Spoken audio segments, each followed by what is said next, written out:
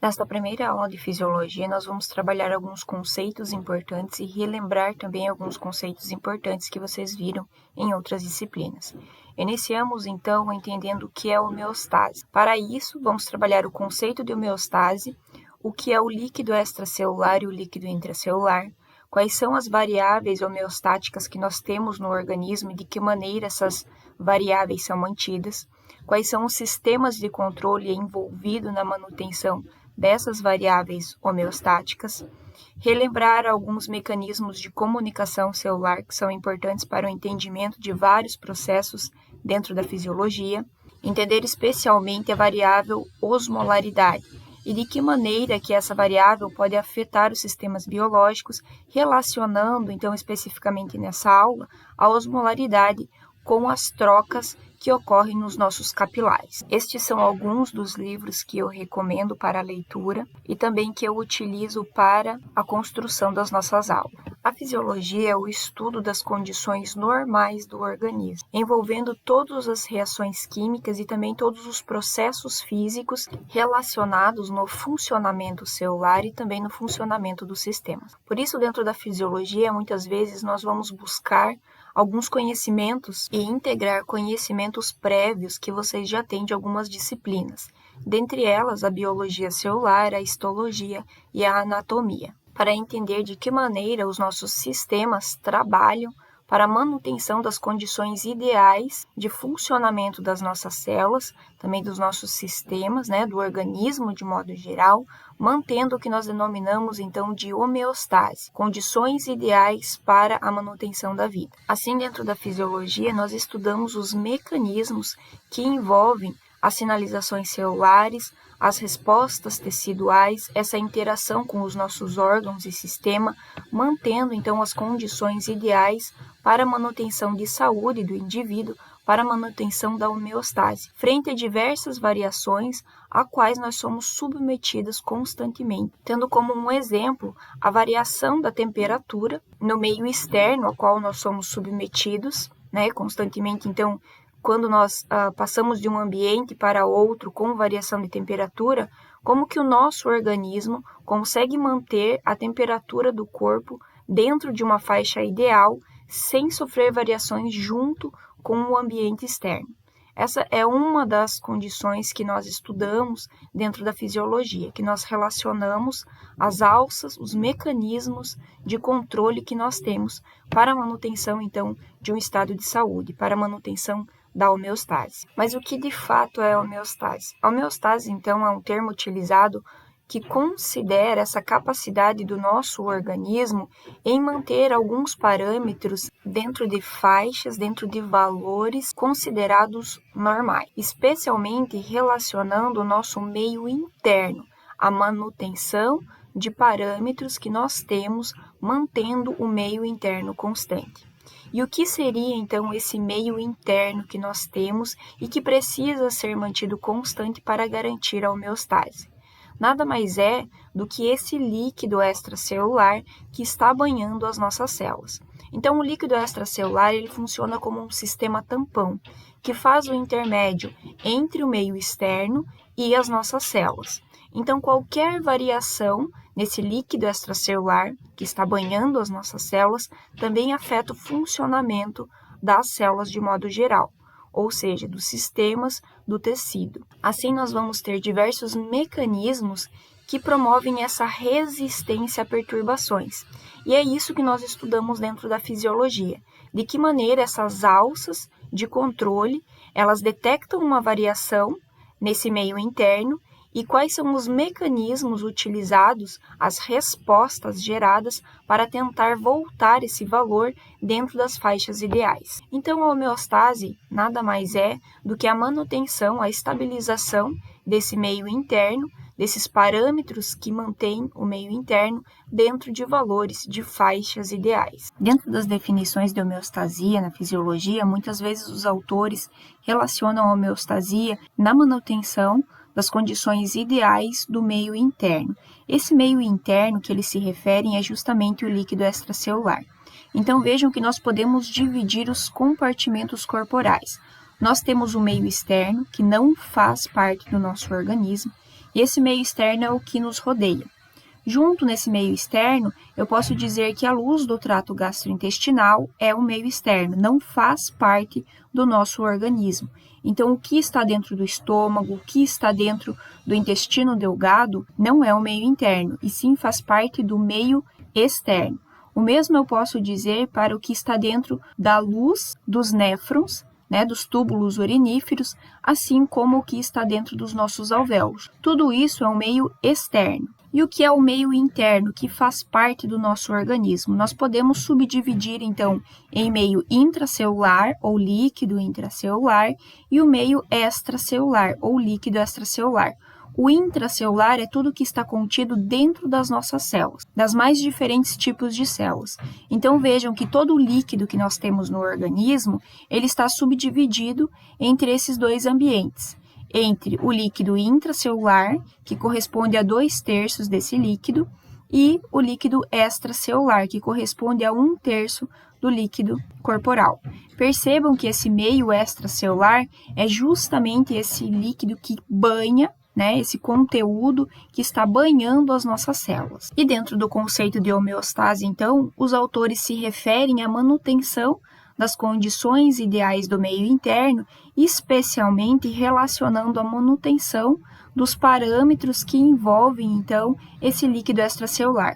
Vamos ver quais são os parâmetros especificamente, depois eu trago em uma tabela, mas seriam, então, as concentrações de glicose, as concentrações de íons específicos, assim como os gases CO2 e O2. Essa manutenção do líquido extracelular em condições ideais, com todos esses parâmetros em valores, em faixas de valores ideais, é essencial para o funcionamento das nossas células.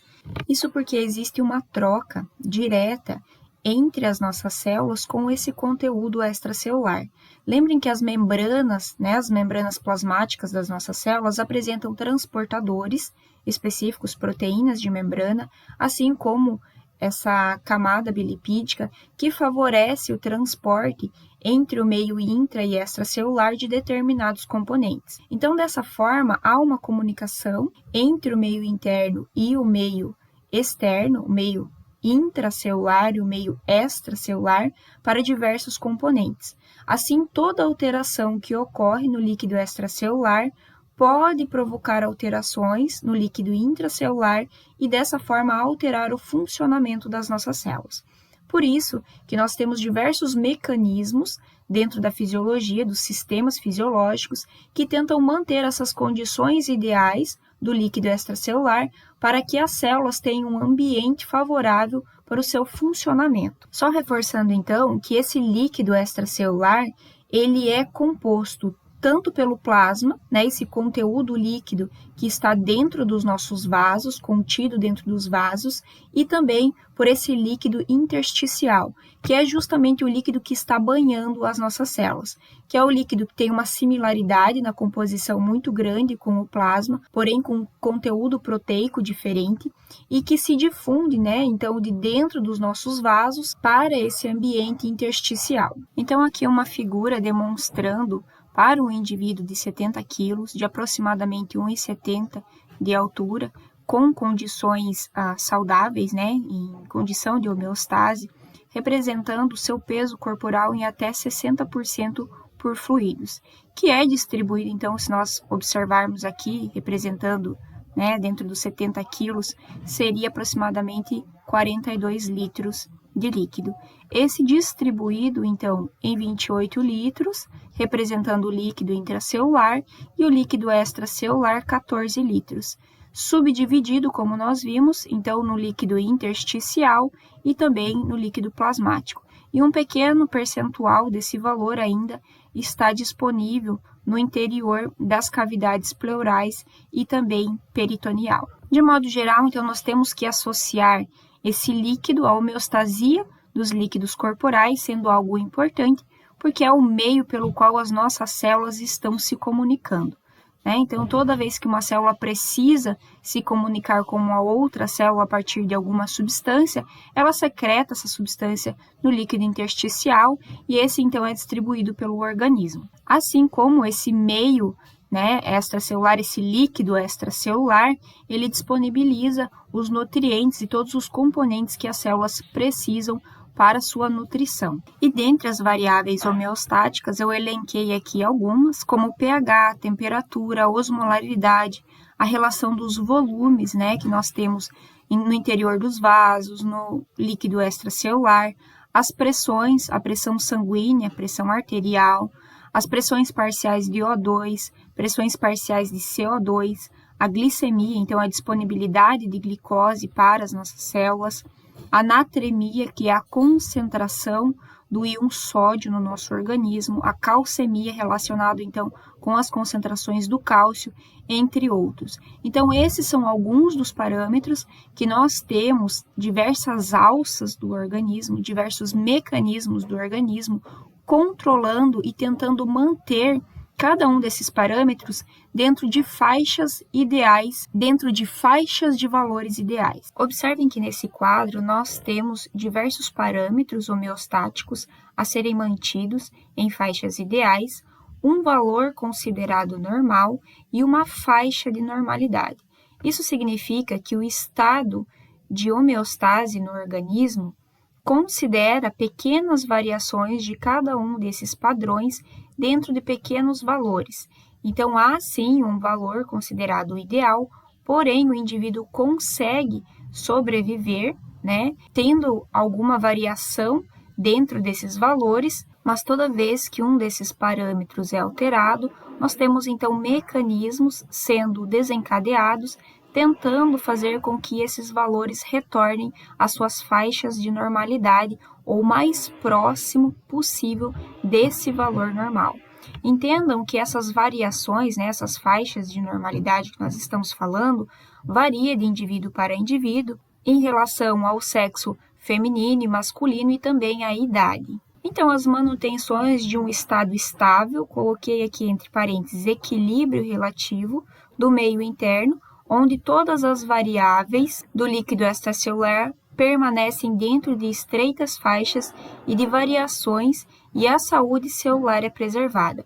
Essa é uma condição que define muito bem o que seria a nossa homeostase. Então, lembrem que a homeostase está relacionado com um estado estável, né, um equilíbrio relativo. Assim, nosso organismo mantém as nossas variáveis dentro de faixas ideais de acordo com esses sistemas de controle. Assim, nós temos, ao longo de todos os nossos tecidos, receptores que são sensíveis à variação de cada um desses parâmetros que nós elencamos. Quem são esses receptores? Podem ser neurônios, tá? Terminações neuronais, então, neurônios sensoriais, aferências sensoriais, podem ser células isoladas específicas. Aqui eu coloquei uma célula beta, que é um sensor para os níveis de glicose no nosso organismo, ou também a associação de células especializadas com os neurônios, terminações neuronais, como, por exemplo, as células do glômus, que são células que são sensíveis à variação das pressões parciais de O2 e CO2 e que se comunicam com células neuronais, sinalizando o sistema nervoso central das variações desses gases no nosso organismo. Assim, nós temos receptores químicos, receptores físicos. Assim, essas células sensoriais, que são sensíveis a variações de algum componente químico ou mesmo variações físicas, geram um sinal de entrada que é enviado a um centro controlador. Como exemplo aqui, eu coloquei alguns grupos de neurônios e também células endócrinas. Esses centros controladores são as células, o grupo de célula em específico, que irá processar essa informação e gerar, então, uma resposta tentando retornar esse parâmetro que teve uma variação ao seu valor normal, estimulando sinais de saída, sinais eferentes que levam, então, aos tecidos periféricos as coordenadas do que cada tecido deve desempenhar para que retorne, então, esse valor dentro das faixas de normalidade. Estes sinais eferentes podem ocorrer por meio da sinalização via sistema nervoso, né? Então, neurônios levam essa informação, ou ainda via endócrina, sendo desencadeado via atuação de hormônio. Então, esses componentes, os receptores, os centros integradores, mais esses sinais de saída, esses efetores, né? Essas eferências que levam a informação para os efetores, que são os órgãos responsáveis por tentar desempenhar a resposta para controlar essa variação, fazem parte dos mecanismos de resposta reflexa. E o que são essas respostas reflexas? São respostas desencadeadas automaticamente de forma involuntária. Então, nós, como indivíduos, não temos como controlar esse mecanismo. Por exemplo, nós não estamos constantemente tendo que controlar os níveis de CO2 e de O2 no nosso organismo. Isso ocorre de maneira reflexa, involuntária. Neste exemplo do aquário, utilizando essa figura, fica muito fácil de associar todo esse mecanismo reflexo, todos os componentes de uma resposta reflexa, comparando aos mecanismos reflexos que nós temos no nosso organismo para o controle da temperatura. Vejam que a água do aquário precisa ser mantida dentro de 30 mais ou menos 1 grau Celsius, para que o peixe, então, tenha... Assim, existem sensores aqui. Então, esses componentes, os receptores, o centro controlador, os efetores, né, as eferências, na verdade, e os efetores, que são os tecidos que respondem a essas eferências, desempenhando as funções para tentar manter os níveis ideais, né, voltar aos valores basais, fazem parte do sistema de resposta reflexa que nós temos no organismo. E o que são essas respostas reflexas? São respostas desencadeadas de maneira automática. O indivíduo não precisa pensar, né? Não precisa ter esse controle voluntário para que elas ocorram. Por exemplo, a manutenção das concentrações ideais de CO2 e de O2 no nosso organismo é controlada via respostas reflexas. Utilizando esse exemplo do aquário, nós podemos fazer um paralelo com as vias reflexas que nós temos no nosso organismo. Então, a temperatura da água precisa permanecer em 30 mais ou menos 1 grau Celsius. Quando a temperatura da água reduz, aqui considerado então um estímulo, né, para 25 graus Celsius, nós temos o sensor, determinado aqui pelo termômetro, sendo estimulado e enviando essa informação para a região da caixa de controle, que seria então o centro integrador. E o cabo representando essa via aferente que leva essa informação até o centro controlador. Fazendo um paralelo, vou colocar então as concentrações de CO2 e de O2 no sangue arterial. Toda vez que nós temos alteração dessas concentrações de gases, há então células sensoriais sendo estimuladas, aquelas células do glômus, como eu comentei com vocês. Essas células fazem sinapse, então, com terminações neuronais, neurônios aferentes, que levam essa informação sob a forma de potenciais de ação para centros específicos no sistema nervoso central, os centros de controle da respiração. Voltando para o exemplo do aquário, após o processamento dessa informação no centro de controle, há uma via eferente que leva essa informação para a região efetora, representada aqui como o aquecedor, que é ligado e dessa forma reestabelece o valor da temperatura da água para 30 graus Celsius. E nesse momento, quando atinge os 30 graus Celsius, eu não tenho mais estímulo sobre o sensor, desligando dessa forma essa alça de retroalimentação. Voltando às concentrações dos gases, fazendo um paralelo numa situação fisiológica, onde eu coloquei para vocês a variação do CO2 e do O2 no sangue arterial, essa informação foi levada até um centro controlador, como o centro da respiração, do controle da respiração, que fica no tronco encefálico. A partir daí, nós temos uma informação sendo gerada e essa informação agora ela precisa ser levada via eferências para os órgãos efetores. Quem são essas eferências? São os neurônios motores que saem do sistema nervoso central, especificamente da região da medula, para a região então que inerva a musculatura da caixa torácica, o músculo estriado esquelético. Esses neurônios que levam a informação são as vias eferentes e o tecido-alvo representado, então, pelo músculo estriado esquelético. Esse músculo ele é representado como sendo o efetor, o órgão que executa, de fato, a resposta para restabelecer o valor dentro das faixas ideais e inibir o estímulo inicial. Então, com o estímulo para o músculo estriado esquelético, nós temos o ajuste da ventilação nos nossos alvéolos e, dessa forma, é restabelecido os valores dos gases CO2 e O2 na circulação, removendo o estímulo inicial. E, dessa forma, cessa essa alça de retroalimentação. Nestas figuras, então, o mesmo exemplo que eu trouxe com vocês, fazendo o paralelo, do controle das pressões parciais de CO2 e O2 no organismo, e aqui uma representação para o controle da temperatura corporal. De modo bem simples, mostrando que nós temos a capacidade, então, de suportar uma variação de temperatura corporal, tendo um valor ideal para a manutenção dessa temperatura, e toda vez que esse valor excede essa faixa limite, nós temos então os mecanismos reflexos sendo ativos e atuando sobre órgãos efetores, tentando manter a temperatura dentro do que é aceitável para a homeostasia. Só fazendo um adendo que essa temperatura aqui está relacionada então ao exemplo do aquário e não da nossa temperatura corporal. E o que seria então o sinal de erro dentro das nossas alças de resposta a reflexo? Vamos considerar o valor de temperatura corporal. Nós então mantemos a nossa temperatura dentro do valor de aproximadamente 37 graus Celsius. Imagine agora que você foi exposto a um ambiente muito frio e que a sua temperatura corporal, em uma condição hipotética, caiu para 36 graus Celsius. Todas as alças, os mecanismos reflexos serão ativos, tentando então voltar essa temperatura àquela referência que seria os 37 graus Celsius. Nesse momento, embora todas as alças sejam estimuladas, todos os mecanismos, como por exemplo, os tremores da musculatura estriada esquelética liberando mais calor para o organismo, todos sejam estimulados, ainda assim a temperatura subiu até o nível de 36,5 graus Celsius, ou seja, não conseguiu alcançar os 37 graus Celsius.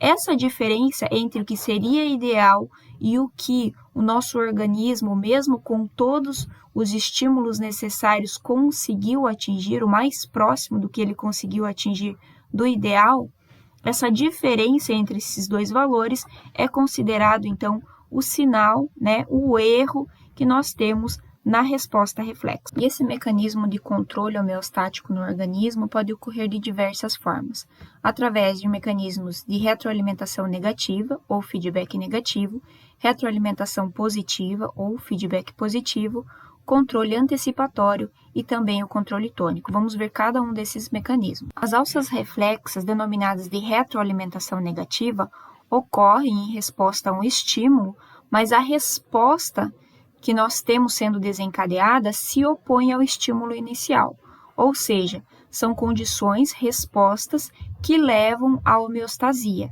que levam os padrões que se alteraram de volta ao seu valor ideal, ou próximo do seu valor ideal.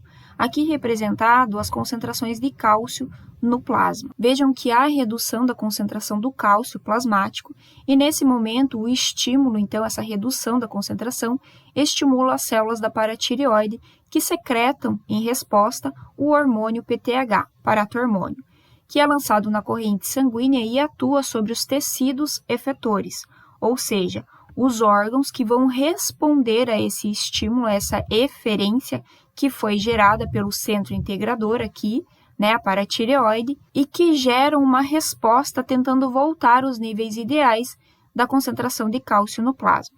Quais seriam essas respostas? O aumento da reabsorção no tecido ósseo e liberação, então, desse cálcio do tecido ósseo para o líquido extracelular, aumento da reabsorção do cálcio pelos rins, evitando a eliminação desse cálcio pela urina, e produção do calcitriol, que leva ao aumento da absorção do cálcio no intestino.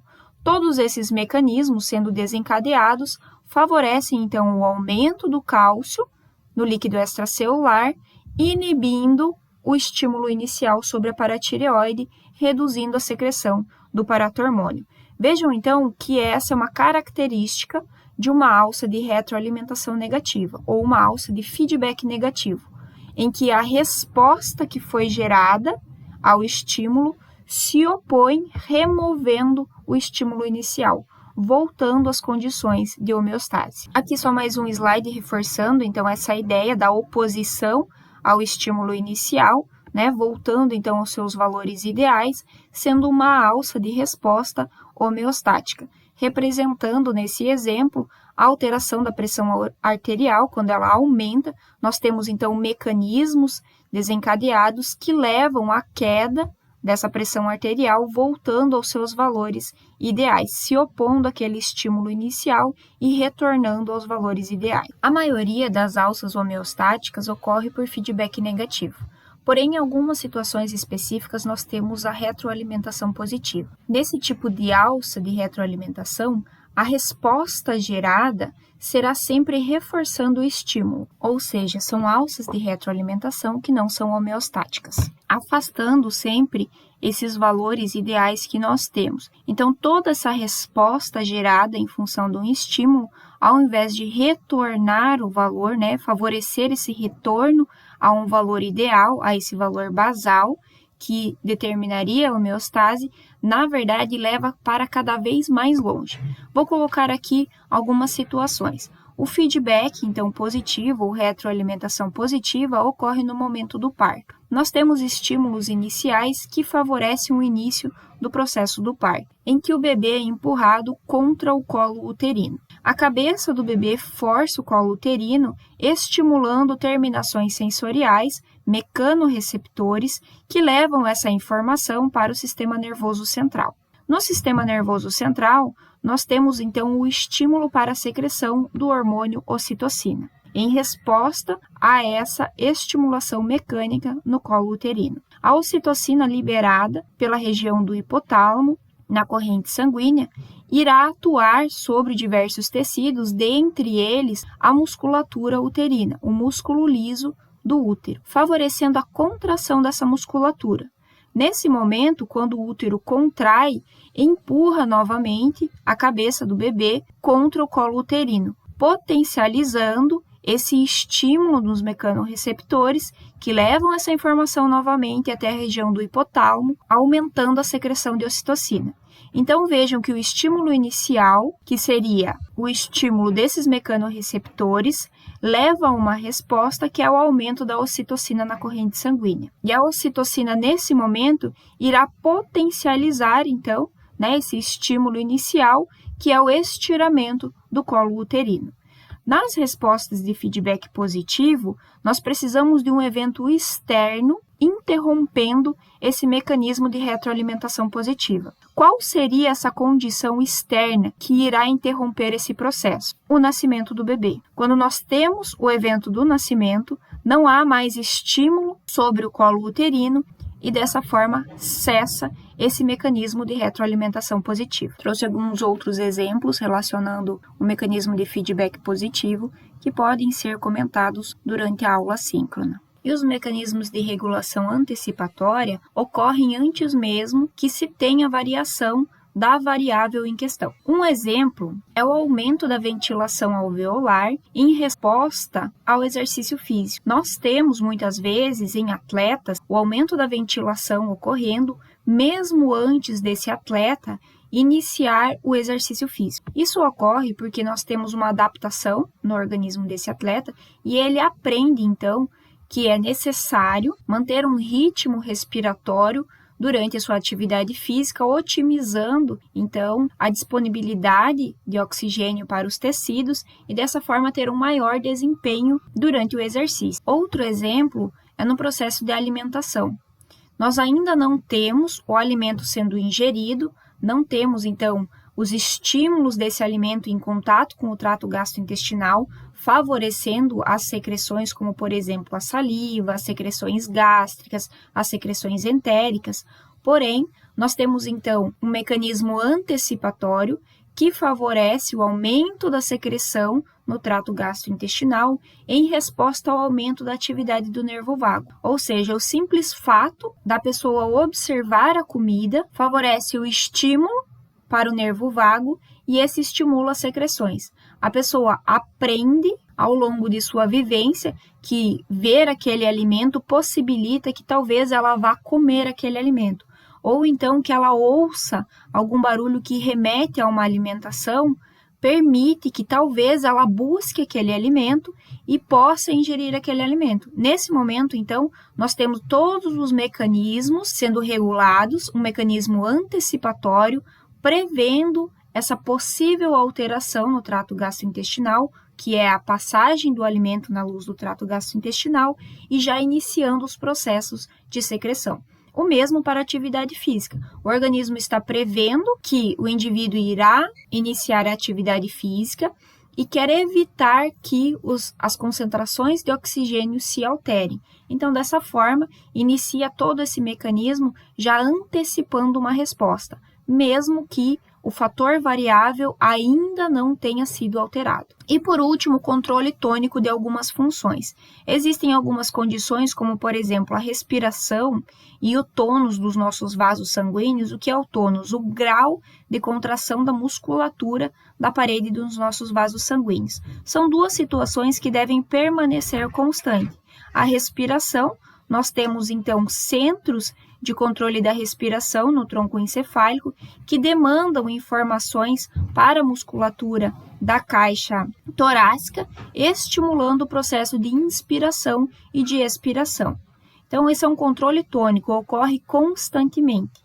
Eu não preciso ter uma variável aqui sendo alterada para que isso ocorra. Assim como o tônus dos vasos sanguíneos precisa ser mantido em níveis ideais para que a pressão arterial, a pressão de sangue dentro dos vasos arteriais, também seja mantida ideal. Percebam que ambas as situações, tanto a regulação antecipatória como o controle tônico, está sujeito a modulações dessas alças de retroalimentação, especialmente aqui as alças de retroalimentação negativa. Embora dentro da fisiologia, na maioria das vezes, nós trabalhamos os sistemas de modo isolado, é importante considerar que dentro das alças de retroalimentação, dessas alças de controle da homeostase, diversos sistemas trabalham juntos para a manutenção da homeostase. Este exemplo eu posso trabalhar no momento da nossa aula síncrona, para que esse vídeo não fique tão longo, assim como esses reflexos endócrinos simples,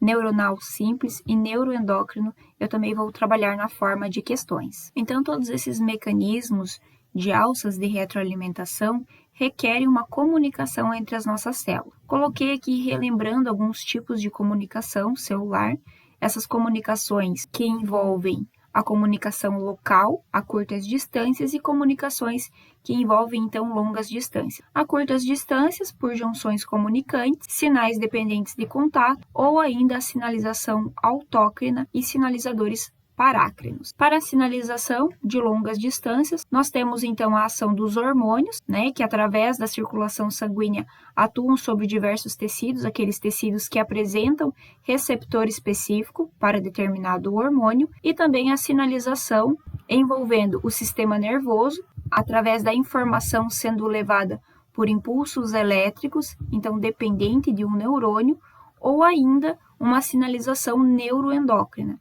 em que um neurônio secreta um neurohormônio na corrente sanguínea e esse também irá atuar sobre receptores específicos em células-alvo. Vamos tomar então a osmolaridade como um dos padrões homeostáticos a ser mantido dentro de valores ideais e depois associar essa questão da osmolaridade com as trocas que nós temos ocorrendo nos capilares. Inicialmente, então, é necessário que vocês tenham esse conceito bem fixado de osmose, que é a passagem das moléculas de água de um ambiente com menor concentração para um ambiente com uma maior concentração, de um ambiente com menor osmolaridade para uma região com maior osmolaridade. Assim, esse gradiente de osmolaridade, essa diferença de osmolaridade entre dois ambientes, como nós temos representado aqui nessa figura, então um ambiente A com menor osmolaridade e um ambiente B com maior osmolaridade e uma membrana semipermeável,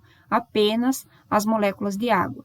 Nesse momento, nós temos um gradiente, ou seja, uma diferença de osmolaridade entre esses dois ambientes. Isso gera a força motriz para o movimento da água. Para a osmose Nesse momento, nós temos então a passagem das moléculas de água desse ambiente com menor osmolaridade para uma região com maior osmolaridade, até que as osmolaridades desses dois ambientes se tornem iguais. Nesse momento, nós não temos mais um gradiente estabelecido, ou seja, não temos mais uma diferença de osmolaridade e a difusão resultante das moléculas de água será zero. Ocorre ainda o processo de difusão, de passagem de água de um ambiente para o outro? Sim, mas o número de moléculas de água que passa de um ambiente para o outro vai ser igual, ou seja, nós não temos mais difusão efetiva. Em ambos os termos, osmolaridade e osmolalidade, está sendo considerado o número de partículas por volume de solvente. Essas partículas, então, todos os íons e todas as moléculas que contribuem para a concentração da solução. Porém, a unidade de medida da osmolaridade difere da osmolalidade, enquanto a osmolaridade considera número de osmóis por litro de água, a osmolalidade considera o número de osmóis por quilograma de água. Isso difere no sentido de que, quando nós consideramos que a temperatura será mantida constante, podemos utilizar o cálculo para a concentração de uma solução, dando a osmolaridade, porque não estamos considerando que o volume de líquido, o volume do solvente, irá mudar, né? Porque a temperatura vai ser constante. Na osmolalidade, nós temos alteração do volume do solvente, ou seja, o volume do solvente irá se alterar de acordo com a variação da temperatura, e dessa forma pode interferir, então, nessa concentração que nós temos da solução. Por isso, osmolalidade é uma condição que é mais fiel às medidas de concentração, porque considera a variação da temperatura para o cálculo e a determinação da osmolalidade daquela solução. Na maioria da literatura dentro da fisiologia, vocês vão encontrar a osmolaridade sendo determinada das soluções. Isso porque considera-se, então, que a temperatura não irá se alterar e, dessa forma, o volume do solvente também não irá se alterar, tá? Considera-se para o cálculo uma temperatura fixa, sem alteração. Dessa forma, não há alteração no volume do solvente e não afetaria, né, de fato, a osmolaridade da solução. Por isso, determinado, então, em osmóis por litro de água. Muito bem, então, após essa consideração inicial, nós entendemos que tanto o líquido extracelular quanto o líquido intracelular apresentam a mesma osmolaridade. Porém, as concentrações de cada um dos solutos que contribuem para essa osmolaridade final é diferente no meio extracelular do meio intracelular. Essa diferença de concentração, considerando de modo isolado cada um desses solutos entre o líquido extracelular e o líquido intracelular, está relacionado com várias funções, como a comunicação celular, os mecanismos de exocitose e também de sinalização intracelular. Isso nós vamos ver, então, de que maneira que é gerada essa diferença de concentração isolada de cada um desses componentes e, além disso, como que isso interfere em cada um desses mecanismos no seguir das próximas aulas. O importante nesse momento é que vocês entendam que a osmolaridade final do líquido extracelular e a osmolaridade final do líquido intracelular é a mesma, e que o organismo tenta manter essas diferenças de concentração, de modo geral, para não afetar o funcionamento das nossas células. Toda vez que o líquido extracelular apresenta uma variação na sua osmolaridade, nós temos então a osmolaridade do líquido intracelular variando em resposta a esse processo de osmose que irá ocorrer entre esses dois ambientes. Lembrem que, se nós temos uma membrana semipermeável, essa permeável então a água, e os dois ambientes têm osmolaridade diferente, haverá osmose. Se os dois ambientes têm osmolaridade igual, não haverá difusão efetiva resultante da água. Então, qual é a importância da manutenção da osmolaridade entre esses meios? O meio extracelular, o líquido extracelular e o intracelular. Percebam que as nossas células, elas variam, né? Especialmente o seu tamanho, a turgidez das células, em resposta a essa variação de osmolaridade do líquido extracelular. Aqui nós temos 3 fotos representando, então, eritrócitos sendo colocados em soluções com osmolaridades diferentes. Nessa primeira situação, nós temos os eritrócitos sendo adicionados em uma solução que representa o líquido extracelular nesse momento, e essa solução tem uma concentração, uma osmolaridade igual ao líquido intracelular. Percebam que a entrada de água é igual à saída de água, não havendo variação no tamanho, na turgidez dessas células. Nesta segunda situação, as células são adicionadas em um meio hipotônico, com a osmolaridade menor em relação ao líquido intracelular.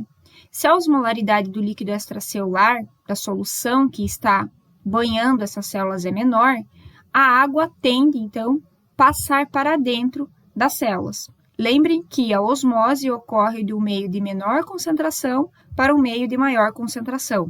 Aqui ocorreu um gradiente osmótico e a água vai se difundir até que a osmolaridade esteja igual. Na terceira situação, o líquido que está banhando essas células é hipertônico. Significa que apresenta uma osmolaridade maior do que o líquido intracelular.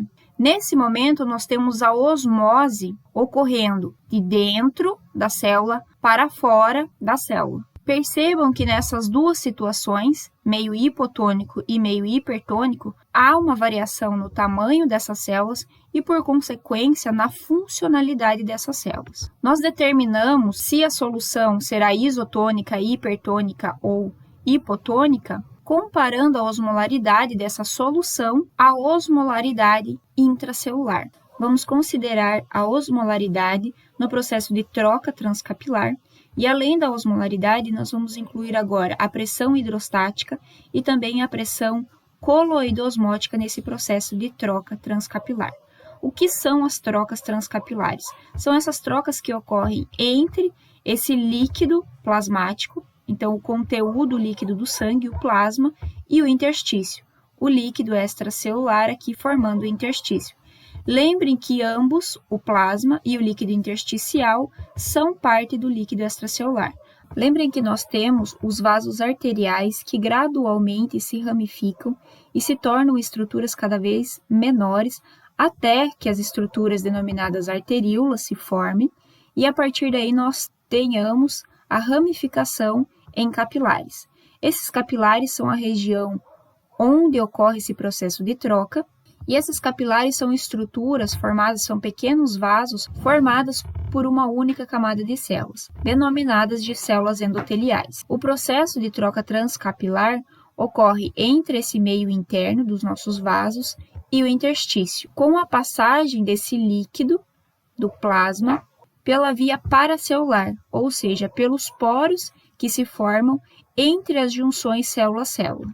Assim, conforme o sangue vai passando pelo capilar da sua extremidade arterial até chegar à sua extremidade venosa, em que esses vasos capilares se fusionam formando pequenas vênulas e posteriormente essas vênulas se juntem formando veias maiores. Ao longo de todo esse processo ocorrem as trocas entre o conteúdo do vaso e o líquido intersticial. E o que determina essas trocas é justamente as pressões hidrostáticas, ou seja, a pressão de líquido dentro e fora do vaso, e as pressões osmóticas, as pressões, então, geradas por esses solutos dentro e fora do vaso. Para entender esse processo de troca, eu preciso que vocês tenham esses 3 conceitos muito bem delimitados. Então, pressão hidrostática é a pressão do líquido que é exercida contra a parede do recipiente. Quando nós falamos pressão hidrostática dentro dos capilares, significa a pressão desse plasma contra a parede do vaso. Então, lembrem que pressão é igual força sobre uma determinada área. Pressão osmótica é essa força que faz o contrabalanço ao fluxo do líquido, ou seja, ela é determinada pelo número de osmóis efetivos que nós temos na solução, pela concentração que nós temos da solução. Uma solução com uma concentração maior, ela tende a reter aquela água, manter aquela água naquele ambiente, evitando que a água se difunda para um ambiente com concentração menor. E a pressão coloidosmótica é a pressão exercida pelas proteínas em uma solução. Ou seja, eu estou determinando apenas a pressão osmótica gerada pelas proteínas. E por que isso é importante? Porque nos capilares nós temos, então, esses poros se formando, permitindo a passagem paracelular do líquido de dentro do capilar para o interstício e do interstício para dentro do capilar. Porém, as únicas substâncias que não conseguem passar junto com esse líquido são as proteínas. As proteínas têm um peso molecular, um tamanho muito grande, que não consegue passar, então, por esses poros, tá? Então, as células formam o sangue e essas proteínas não conseguem fazer essa passagem. A parte líquida do sangue, que é o plasma, mais os solutos, os íons de modo geral, conseguem fazer essa passagem de dentro. Starling foi o primeiro a determinar essas 4 pressões no processo de troca entre o interstício e os capilares. Essa definição auxilia muito nesse processo de entendimento. Então, o movimento dos solutos do capilar para o interstício, ou no sentido inverso, é determinado por 4 forças primárias, as quais foram chamadas de forças de Starling. Essas 4 forças primárias, na verdade, são as forças hidrostáticas, da pressão hidrostática intracapilar, a pressão hidrostática do interstício, a pressão coloidosmótica do capilar e a pressão coloidosmótica do interstício. Por que eu estou falando pressão coloidosmótica nesse momento e não pressão osmótica? Lembrem que o que está gerando o gradiente de concentração nesse momento é justamente a ausência da passagem das proteínas de dentro dos capilares para fora dos capilares. Nesta representação está um capilar em que essa parte vermelha representa a sua porção arterial, próximo dos vasos arteriais, e essa segunda porção, representada em azul, próximo dos vasos venosos. E o sentido do fluxo do sangue está da região arterial para a região venosa. Percebam que conforme o sangue está passando por dentro dos capilares, a pressão hidrostática de dentro do capilar é maior do que a pressão hidrostática de fora do capilar, representado por essa setinha azul. Isso significa que a pressão do líquido contra a parede do vaso vence a pressão do líquido que está fora do vaso. Dessa forma, nós temos a saída desse líquido para o interstício, porque a pressão hidrostática intracapilar é maior do que a pressão hidrostática do interstício. E conforme esse volume de sangue vai passando pelo capilar, percebam que a pressão hidrostática do plasma vai decaindo ao longo do comprimento do vaso. Isso porque nós temos a saída gradualmente desse líquido pelos poros e o volume de líquido vai se tornando cada vez menor e essa pressão então vai sendo reduzida. Assim, nessa extremidade arterial, é possível observar que existe uma pressão resultante e essa pressão resultante é a favor do processo de filtração. Vejam por essas setas representadas nessa extremidade. Nós temos então a força de pressão resultante sendo para fora, lançando esse conteúdo de dentro do vaso para fora. Mas conforme o líquido vai passando, como nós vimos, a pressão hidrostática, que é a pressão principal aqui de filtração, dentro dos nossos capilares, vai se reduzindo. E conforme esse líquido vai saindo, sendo extravasado para fora do vaso, há a manutenção das proteínas sendo retidas dentro do vaso capilar. E essas proteínas gradualmente aumentam a sua concentração nessa região venosa. Por que está aumentando a concentração dessas proteínas na região venosa? Está saindo líquido e está permanecendo a proteína. Então vejam que na região venosa, a pressão resultante não é para fora do vaso, e sim para dentro do vaso. Ocorre um processo de reabsorção na porção venosa do capilar. Desse momento, vocês já devem ter entendido como que esse processo ocorre. Porque nessa região venosa, o plasma deixa de sair e agora o líquido intersticial passa a entrar para o capilar, tendo um sentido inverso no processo de passagem de líquido. Porque agora a pressão coloidosmótica na porção venosa é maior dentro do capilar do que fora do capilar. Isso favorece o processo de osmose no sentido interstício para dentro do capilar. Além disso, a saída do líquido para o interstício aumenta a pressão hidrostática na região do interstício. Dessa forma, a pressão hidrostática elevada no interstício favorece também a entrada desse líquido para dentro do capilar, o que gera esse processo de reabsorção nessa região venosa dos capilares. Então, a região arterial tem uma pressão de filtração resultante para fora do capilar, auxiliando, então, nessa perfusão dos tecidos. E, na região venosa, a pressão resultante é para dentro do capilar. As forças coloide-osmóticas intracapilares são maiores e a pressão hidrostática do interstício será maior por esse acúmulo de líquido, favorecendo, então, a reabsorção desse líquido. Nesta representação, talvez seja um pouco mais fácil de compreender esse processo. As mesmas 4 forças, as mesmas 4 pressões.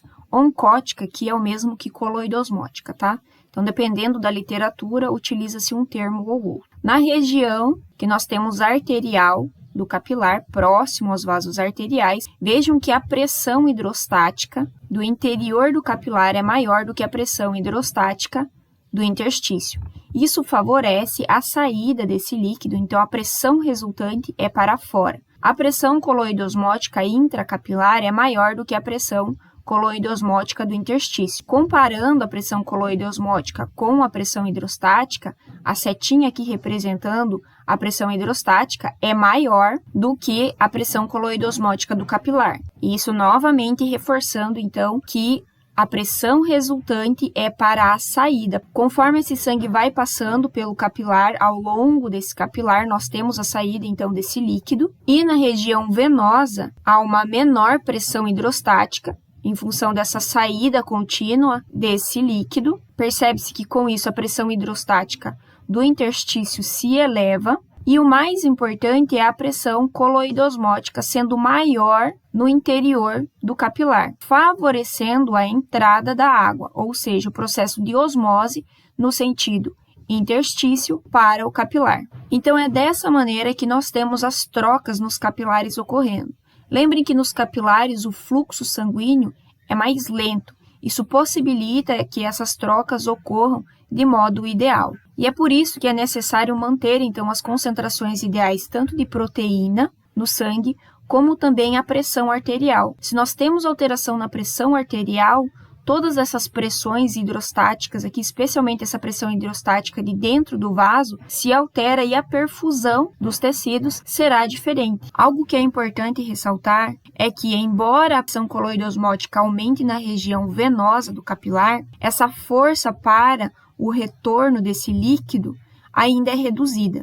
E assim nós temos os vasos linfáticos auxiliando nessa reabsorção de líquido do interstício para dentro dos vasos linfáticos, que posteriormente irão desembocar junto com o sistema circulatório. Desembocam essa linfa no sistema circulatório, auxiliando nesse processo de reabsorção desse líquido intersticial que foi gerado a partir do extravasamento do plasma para o interstício. Então percebam que a saída desse líquido do plasma para o interstício ocorre em função de que a pressão resultante na região do capilar associado à porção arterial é maior, favorecendo então a perfusão do tecido, e que nós temos a reabsorção na região venosa, porém essa reabsorção não consegue trazer todo esse conteúdo de líquido de volta para o capilar durante esse tempo de passagem pelo capilar.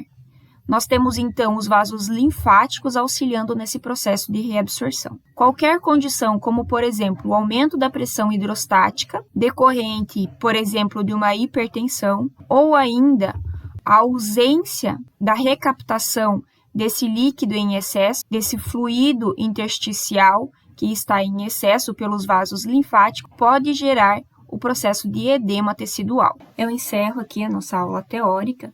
E ao longo da nossa aula síncrona, eu vou trazer algumas condições clínicas, algumas situações que nos façam pensar, então, nesse conteúdo que foi abordado durante a aula teórica, de uma forma que vocês consigam relacionar essa parte teórica com algo mais. Isso facilita esse processo de aprendizagem. Eu peço que todas as dúvidas vocês façam anotações e que coloquem essas dúvidas, então, no nosso momento síncrono.